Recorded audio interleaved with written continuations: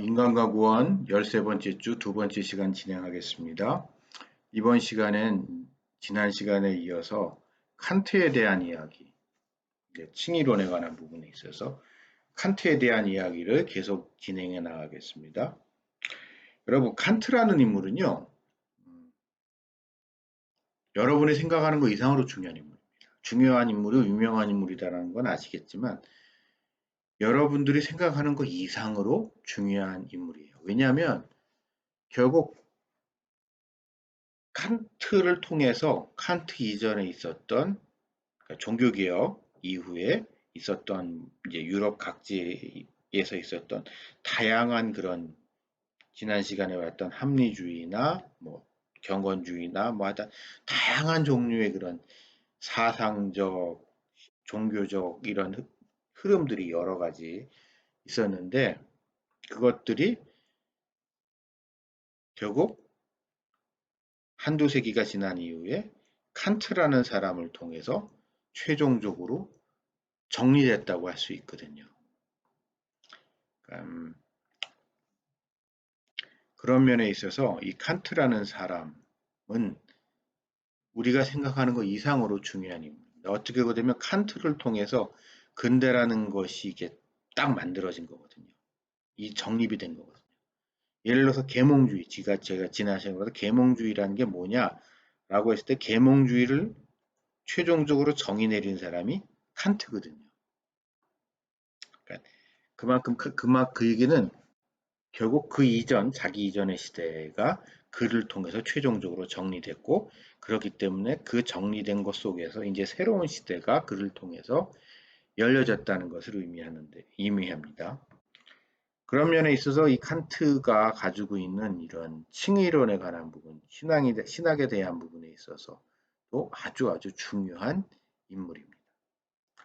이 칸트라는 인물을 우리가 이해하기 위해서는 칸트는 기본적으로 제가 지난 시간에 얘기했던 계몽주의의 영향을 받은 사람입니다. 계몽주의의 마지막 자리에 있었던 사람이죠. 계몽주의자들한테 교육을 받았고 계몽주의자들에 대해서 연구를 했고 계몽주의를 갖다가 다 경험한 사람입니다.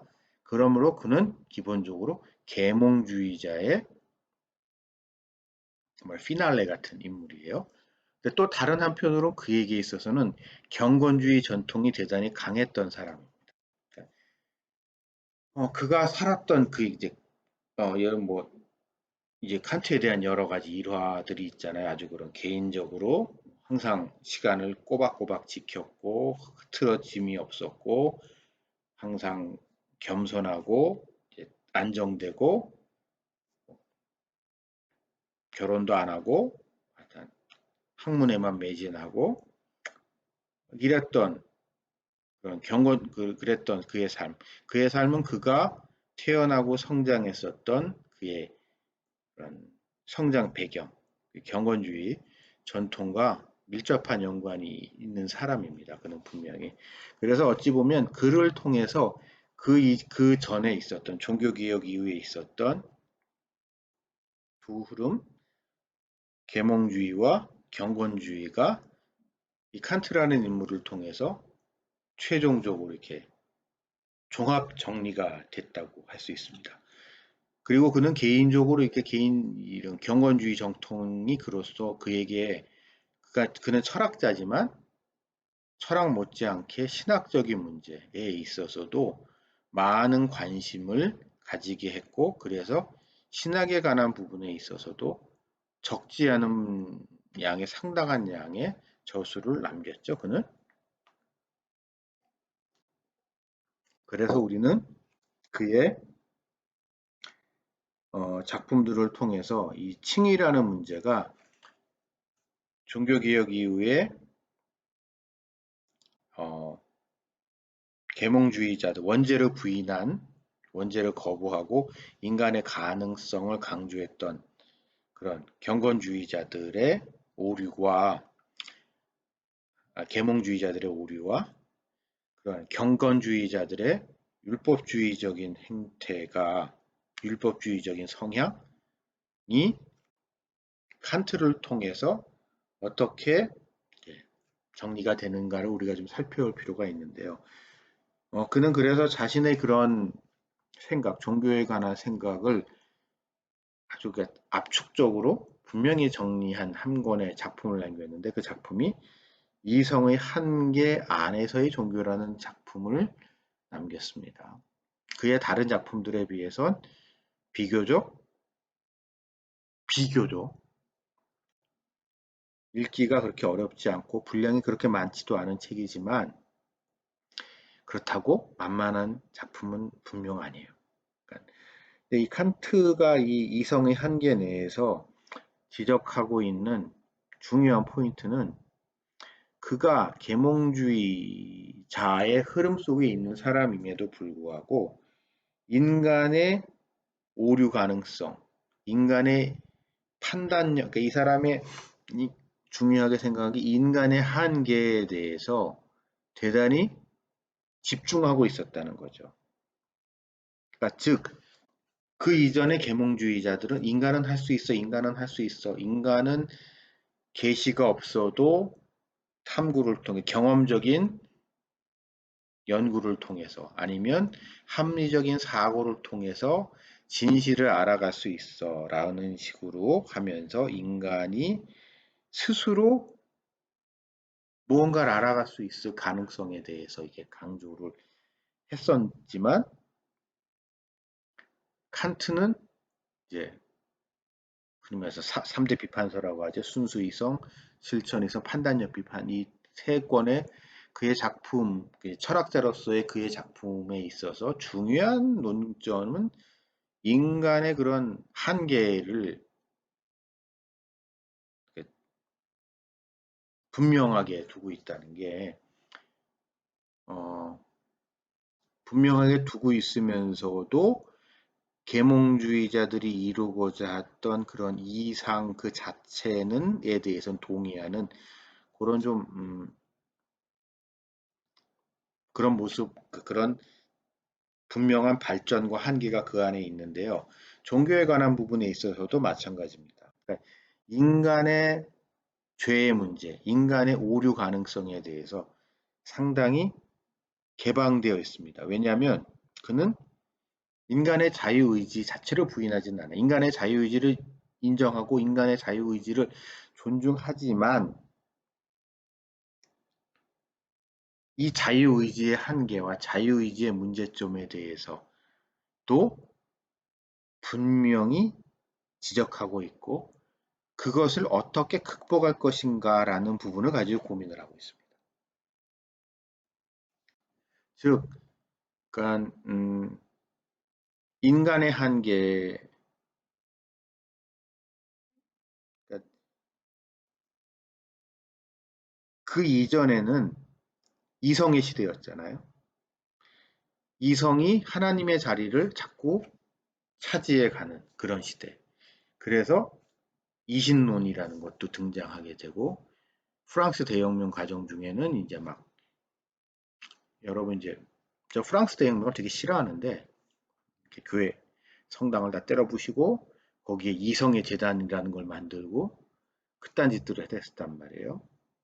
그런 거에 비해서 칸트는 비슷한 시기의 사람이었음에도 불구하고 이성의 한계, 이성을 하나님의 자리에 두지 않아요. 그러니까 이성은 분명히 이성은 그 자체로서의 오류의 한계를 가지고 있고, 오류의 가능성을 늘 가지고 있기 때문에 이 이성은 결국 하나님의 은총을 통해서만이 그 한계를 극복할 수 있다는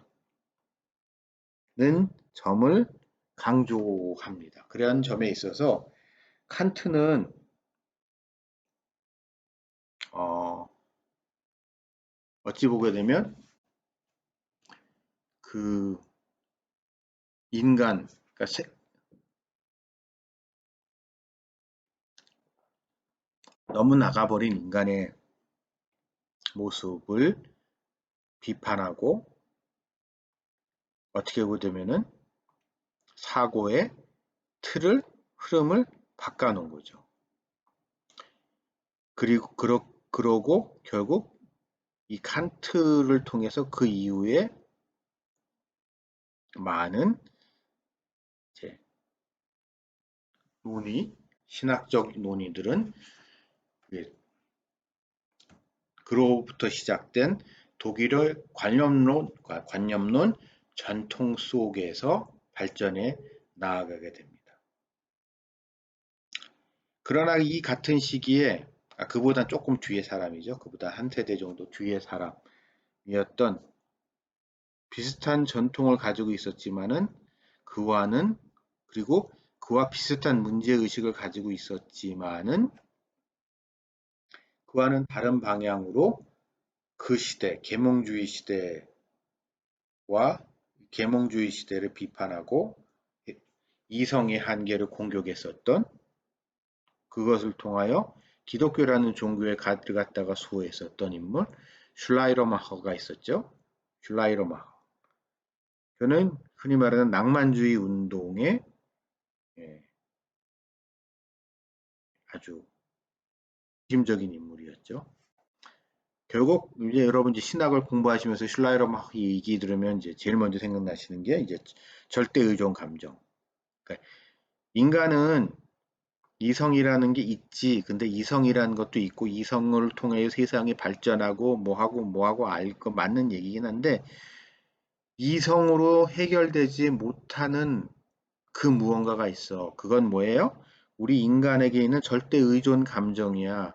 결국 이성으로 극복될 수 없는 것에 대해서 내 스스로 할 수 모든 걸 다 할 수는 없는 거기 때문에 그것을 그 부분에 대해서 의지하고자 하는 절대 의존 감정이라는 게 있고 이것이 결국 종교의 근거야 라고 하면서 슐라이러마하는 기독교라는 종교를 옹호합니다.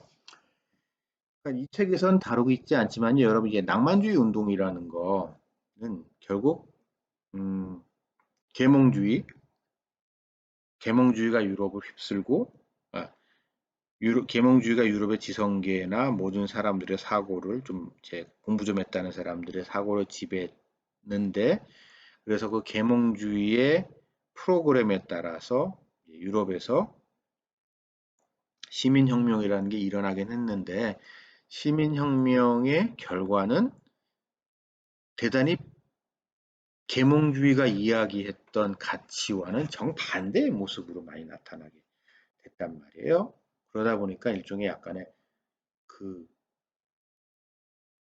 반동적인 성향을 가지고 있는 그러니까 계몽주의라는 것 자체가 그래서 인간의 그 향수, 그러니까 논리적으로 합리적으로 설명할 수 없지만 내 마음 깊숙한 곳에서 있으면서 나를 이렇게 쥐어잡고 있고 날 흔들고 있는 그 무엇 그런 향수, 이성, 그러니까 향수, 열망 뭐 이런 것에 대한 게 결국 낭만주의 운동인데 슐라이러마허는 슐라이러마허는 경건주의 전통 속에 있었던 슐라이러마허는 경건주의 운동이 가지고 있었던 그런 거룩에 대한 열망, 어찌 보면 그 거룩에 대한 열망을 이제 낭만주의라는 그 흐름 속에서 새롭게 조명하고 새롭게 어, 발전시키면서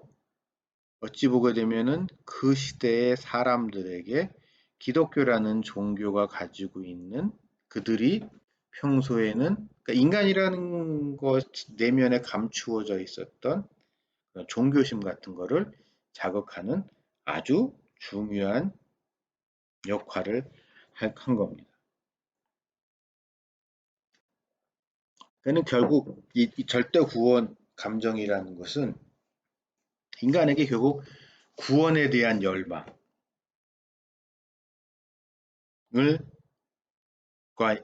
일으키는데 결국 그 구원이라는 것이 왜 구원에 대한 열망이 왜 우리한테 생겨날까요? 결국 죄의식이 있기 때문입니다. 즉, 우리가 잘못했고, 우리가 죄를 지었고, 그 죄의 문제로부터 해결이 돼야 되는데, 죄에 대한 대가를 치러야 하는데, 그러한 고민, 그러한 걱정, 불안, 이런 것들이 결국 인간의 절대의존 감정에 중요한 한 부분을 차지하는 거죠. 그래서 어찌 보면은 슐라이러마허가 가지고 있는 중요한 업적은, 그러니까 그 이전에 계몽주의자들부터 이때까지 이 죄라는 문제에 있어서 인간의 죄의식이라는 것이 이게 대단히 어, 뭐라고 표현을 해야 되나요? 무시되어 왔었습니다. 그러니까 인간이 의롭게, 그러니까 지금 우리가 다루고 있는 주제랑 연결해 생각을 해보면은 인간이 의롭게 된다는 것은 결국 인간이 의롭지 않다는 것을 전제로 하고 있잖아요. 만약에 인간이 내가 죄가 아니야, 내가 죄인이 아니야, 난 이대로 내 모습도 너무 훌륭하잖아. 이대로면 되지, 이 정도면 됐지 뭐, 라고 한다 그러면, 그래서 인간이 죄의식을 느끼지 못한다면, 인간이라는 게 인간에게서 종교라는 것. 그러니까 결국 죄의 한계를 극복하는 구원이라는 문제에 대한 번민이 없다면, 종교라는 것이 존재할 수 없겠죠.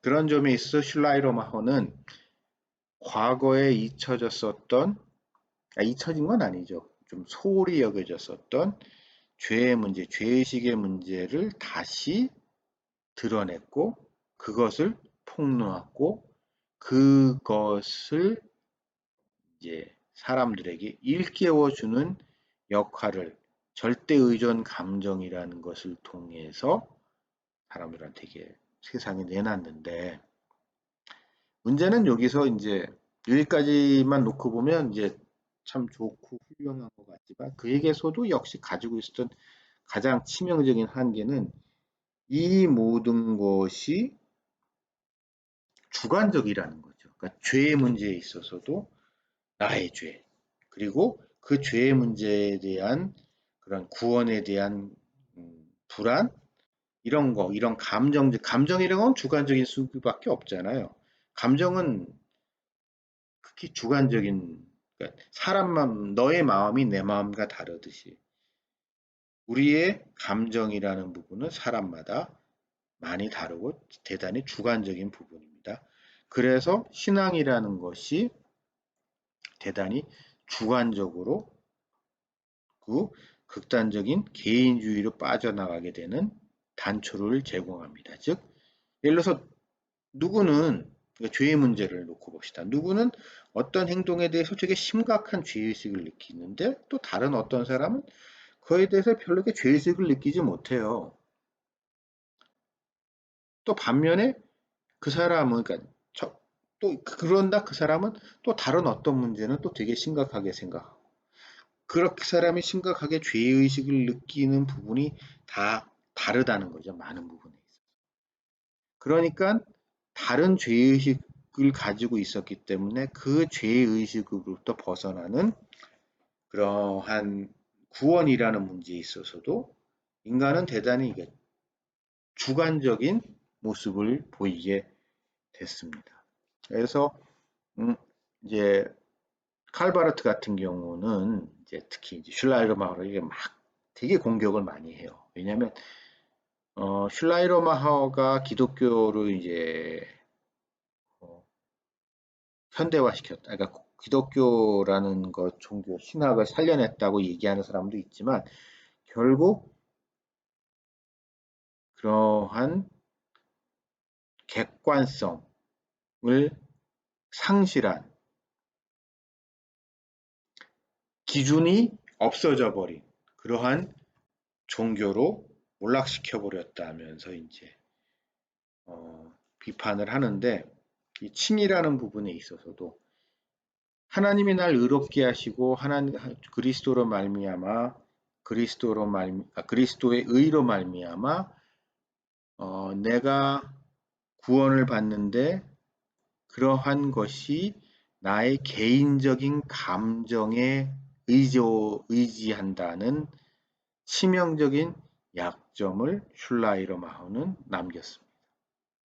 그럼 이 슐라이러마허를 과연 어떻게, 근데 슐라이러마허가 그가 살았던 그 시절에 베를린 대학에서 강의하던 그 시절 그가 남긴 족적은 정말 대단했고 결국 그 이후에 그를 어떻게 극복할 것인가 이제는 그의 한계를 어떻게 보완할 것인가가 그 이후 세대 사람들에게 주어진 과제였고 그것을 잠시 후에 여러분들과 같이 나누겠습니다.